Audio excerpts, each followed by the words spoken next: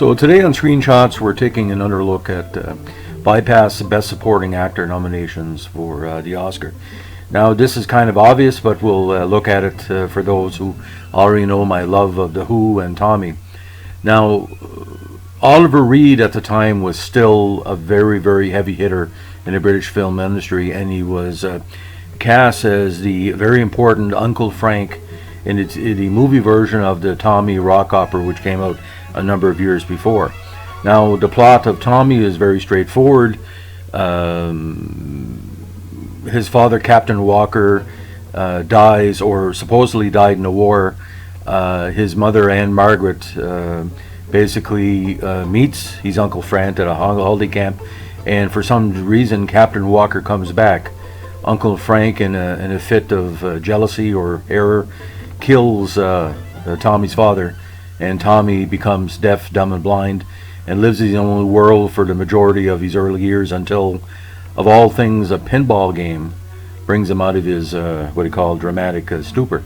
Now, Oliver Reed's character of Frank is not only a scumbag, that's an insult to scumbags, he's a totally disreputable character. He manipulates everybody he comes in contact with, especially Tommy. He doesn't protect Tommy. In the concept of the rock opera, Uncle Frank is not there to do anything but to serve his own needs. Now, as the movie goes on, Oliver Reed, who was a scene stealer well before Tommy, steals literally every scene he's in, and even attempts to sing on the soundtrack, which is amazing for Oliver Reed because he's like Jack Nicholson on the soundtrack. He has no tonal voice. But the complexity of the Uncle Frank character in the original opera, the stage opera version, and the movie version by Ken Russell, it has to have a strong character, and that's what Oliver Reed brings.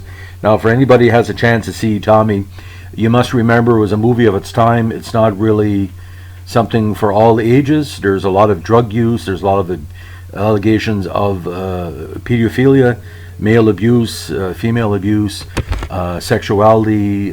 Some scenes are extremely jarring, especially ones with the Hells Angels and the mentally challenged people that are in a big scene involving a Marilyn Monroe god doll, which has to be seen by belief. But it's typical Ken Russell. Ken Russell's always over the top. Now, why didn't Oliver Reed get a Best Supporting Actor nomination?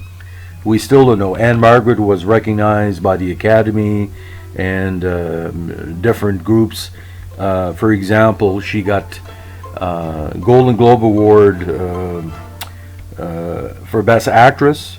Daltrey got the Most Promising Newcomer nomination at the Globes. It won nominated for Best Motion Picture. And obviously the original score by Pete Townsend was nominated as well. But it just seems like Oliver Reed was always left out of the equation, maybe because of his drinking problems, maybe about his social problems. His drinking buddy, Keith Moon, and some of the other people in the angry young British men industry basically made some gills afraid.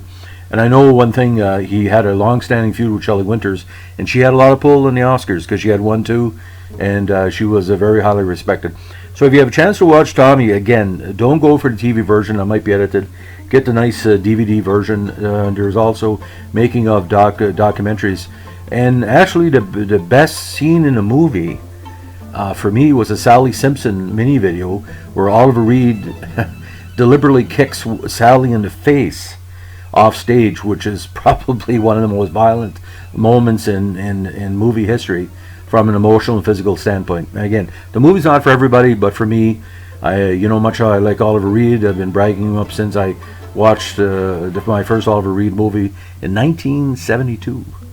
So again, on this New Year's Day, everybody have a great time, and welcome to Tommy's Holiday Camp, everybody. It's 2019, and listening to you, I get the music. Have a good day. Bye.